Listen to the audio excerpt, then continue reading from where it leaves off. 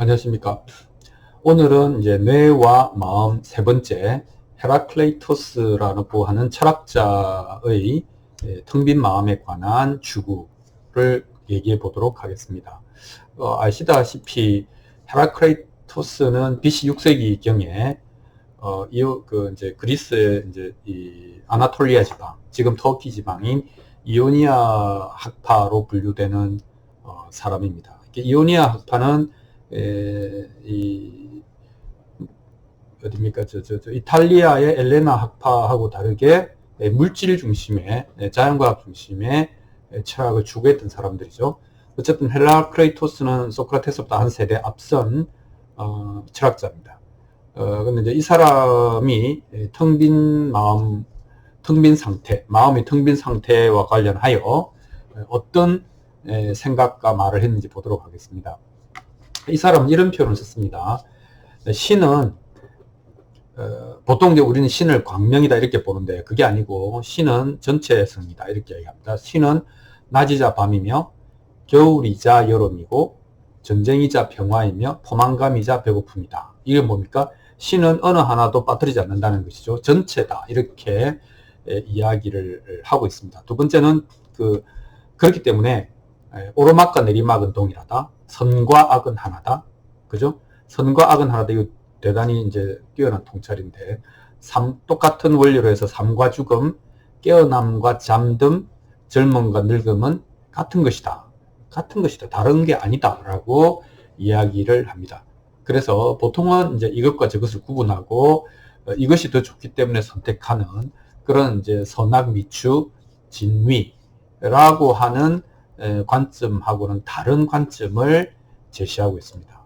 그래서 헤라클레이토스는 결합시킬 대립물이 없으면 통일도 없다. 이제 이런 표현을 씁니다. 뭐가 통일되려면 대립물이 있어야 된다. 이렇게 이야기를 하는 것이죠.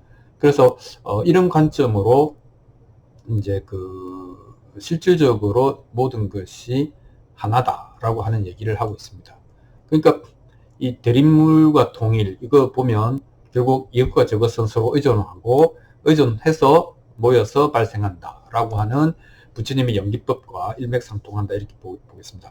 부처님도 BC 6세기 사람입니다. 그러니까 그 시대에 그리스, 그 다음에 터키, 인도 서북부를 연결하는 지성의 띠가 있었다 이렇게 말을 할 수도 있겠죠. 또 이것과 저것 또는 좋은 것과 나쁜 것이 둘이 아니다라고 하는 관점은 대승불교에서 이야기하는 불이법을 연상시킵니다. 그러니까 헤라클레이토스의 통찰이라고 하는 것은 사실은 굉장한 것이었다. 이렇게 말을 할 수가 있겠습니다. 이 사람이 아주 유명한 말이 이제 판탈레이라고 해요. 만물은 유전한다. 모든 것은 변화한다. 이런 거 아니겠습니까? 영원한 것은 없다. 그래서 이제 근데 그 변화를 하려면 실체가 있으면 안 되잖아요. 실체라고 하는 개념 자체가 영원 불변, 불변성을 말하는 거니까.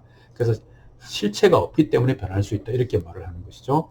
그리고 이 텅 빈 상태라고 하는 것은 당연히 물질성이 아니겠죠. 물질적이지 않은 어떤 성질이 있다. 이렇게 이야기를 하는 겁니다. 그리고 모든 것은 변화 속에 있기 때문에 당연히 결론으로서 같은 강물을 두 번 건너갈 수 없다. 나도 변하고 강물도 변하기 때문에 그렇다는 것이죠. 그리고 이제 크다 작다라든지 좋다 나쁘다라든지 모든 상대적 개념 또는 그 개념을 안고 굴러가는 모든 변화라고 하는 것은 바로 이 텅 빈 상태. 이건 이제 뇌의 텅 빈 상태라기보다는 자연의 본성, 우주적 본성인 텅 빈 상태를 전제로 한다. 즉, 텅 비어 있지 않으면 그런 변화가 일어날 수가 없다. 이렇게 꽉 차 있다면, 실체가 있다면 어떠한 운동도 변화도 있을 수가 없다. 이제 이런 얘기를 하는 것이죠.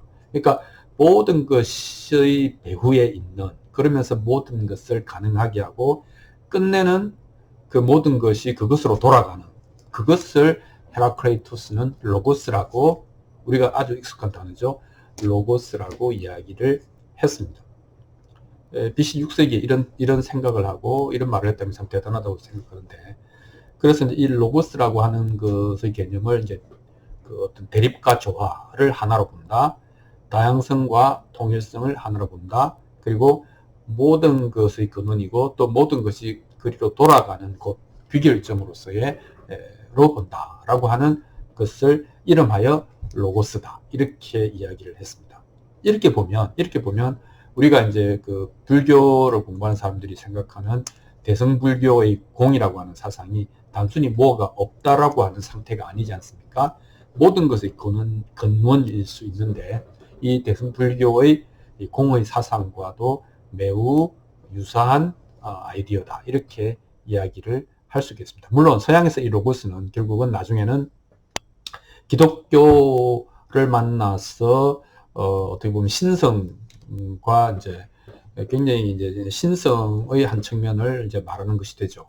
근데 대승불교 공 사상도 나중에는 뭔가 이렇게 진화하고 또 커져서 단순히 뭐가 없다는 이제 그 패시브한 소극적인 개념이 아니라 모든 것의 근원이라고 하는 그런 개념으로 이제 성장하게 되죠. 그래서 비슷하다 이렇게 이야기를 할 수 있겠습니다. 헤라크레이토스는 이런 통찰을 합니다. 그러니까 현상은 소멸의 본질을 포함하고 있다. 이거 뭐 불교에서 말하는 생멸법 아닙니까? 그죠? 모든 것은 생과 멸을 함께 한다. 모든 만들어진 것은 소멸하기 마련이다. 이렇게 이야기를 하니까 이 현상이라고 하는 것은 우리 눈에 만들어져 나타난 것이죠. 그래서 현상은 소멸의 본질을 포함하고 있다. 그러니까 문학적으로 표현하면 뭐 또 이렇게 씁니다. 세상은 사라지고 또 사라진다. 끝내 사라진다. 그래서 존재, 현상은 무가 본질이다. 그리고 모든 존재는, 모든 현상은 무로 향한다. 이게 이제 생멸법 아니겠습니까? 그죠? 그러면은 헤라크레이토스가 본 세상은 뭐냐? 쓰레기다. 뭐 쓰레기가 쌓여 있는 거고, 그러니까 별로 가치 있는 것이 아니다. 왜냐하면 끝내는 근원으로 돌아가야 될 운명이기 때문에 그렇다. 그래서 일시적으로 존재하는 이것에 가치를 둘 수가 없다. 이런 표현을 쓰는 겁니다. 굉장히 불교적 사유와 유사하죠. 뇌과학을 한번 보겠습니다. 뇌과학도 이런 이제 얘기를 하는 것이죠. 그 뇌는 자극 반응 체계인데, 근데 이제 재밌는 것은 이제 반응 이후에 자극 반응 이후에 기억으로 이제 저장이 되는데, 뭐 이제 해마의 단계 기억, 그 다음에 피질의 장기 기억 등을 막론하고 기억이라고 하는 것이 물건처럼 이렇게 선반 위에 얹어 놓는 물건이 아니라는 겁니다. 그 말은 뭐냐면 그 기억이 저장될 때도 또 기억을 인출할 때도 그 굉장히 정기적인 상호작용에 의해서 이제 일어나는 일로서 이 원형 있는 그대로의 그 본체를 유지할 수가 없다는 겁니다. 그래서 이걸 또 문학적으로 표현하면 기억은 지워지고 대체되고 변형된다. 지워지고 대체되고 변형된다. 편집된다. 이렇게 이야기를 하게 됩니다. 그러니까 이 세상도 그렇지만 그 세상을 인식하는 우리의 그 뇌의 작동도 이와 같이 영원한 것은 없다. 실체는 없다. 뭐 이렇게 되는 것이죠. 그리고 본질적으로 사라져 간다. 이렇게 이야기를 할 수 있겠습니다. 그래서 이제 헤라클레이토스는 이런 통찰을 가지고 어떤 삶을 선택했느냐. 근데 이게 굉장히 중요한 포인트인데 텅 빈 상태와 관련이 있습니다. 헤라클레이토스는 자발적으로 고립과 침묵을 선택한 것이죠. 그래서 우리가 이제 저번에 그 혼자 있는 그 공간에 대한 실험에서도 알 수 있었듯이 사람은 혼자 있으면 아무것도 안 하고 혼자 있는 거죠. 그러니까 고립되고 침묵에 빠져들게 되면 두려워한다고 했지 않습니까?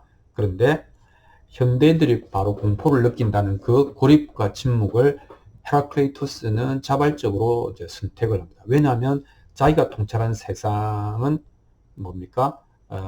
근원이 무이기 때문에, 근원이 텅 빈 상태이기 때문에 두려워할 것이 아니라 오히려 그 근원 속에서 평안하고 행복하다. 이렇게 이야기를 할 수 있기 때문입니다. 그래서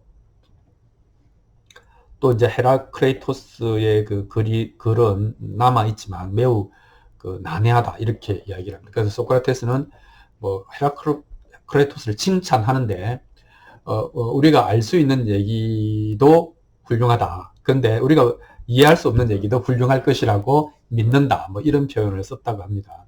어쨌든 난해하다, 이해하기 어렵다 이렇게 되는 건데, 그러니까 이게 머리를 쓰는 것보다는 이제 육감적으로 이제 공감하거나 이제 알아들어야 되는 측면이 있는 것이죠.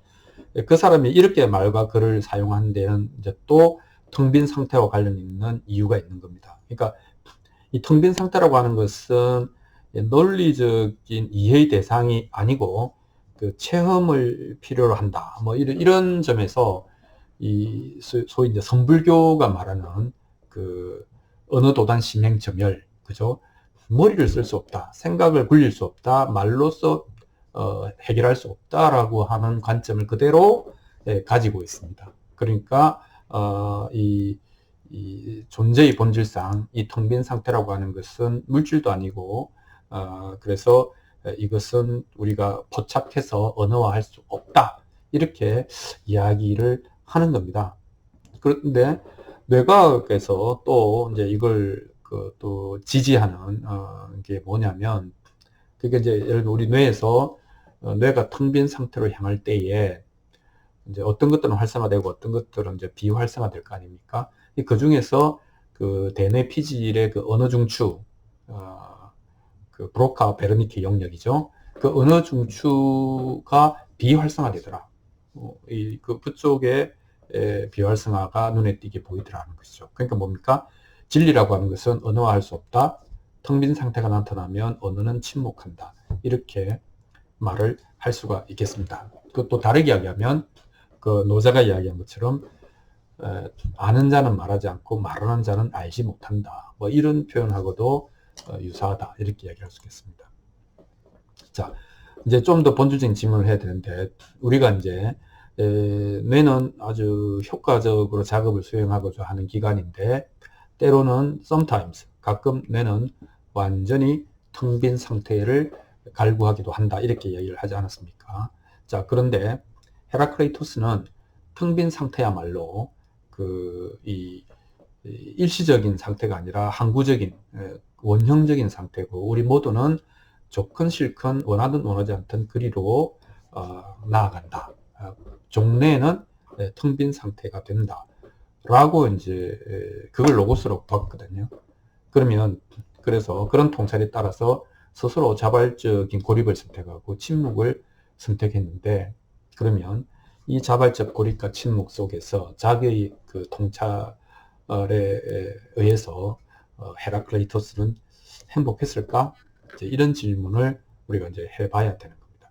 그런데 그 전에 선결 문제가 있죠. 그럼 행복이 뭐지? 행복을 뭐라고 정의해야 되지? 라고 하는 문제를 우리는 아직까지 해결을 안 한 상태죠. 그래서 이제 예를 들면 행복이라고 하는 것은 뜻대로 되는 것, 소망이 성취된 상태를 만약에 행복이라고 한다고 하면 이제 그 다음 문제가 또 생깁니다. 뭐냐면 헤라클레이토스 같은 사람은 이 현상을 이제 허망해 보고 쓰레기같이 봤고 가치 없는 걸 봤기 때문에 바라는 게 없잖아요. 그러니까 만약에 바라는 것이 없는 상태가 돼버리면 바라는 게 있고 그것이 충족된 상태를 행복이라고 보는 이 문법이 깨질 수도 있는 거잖아요. 바라는 것이 없다면 그건 이미 성취된 상태인가? 뭐 이런 질문도 가능할 수 있고, 네, 그렇습니다.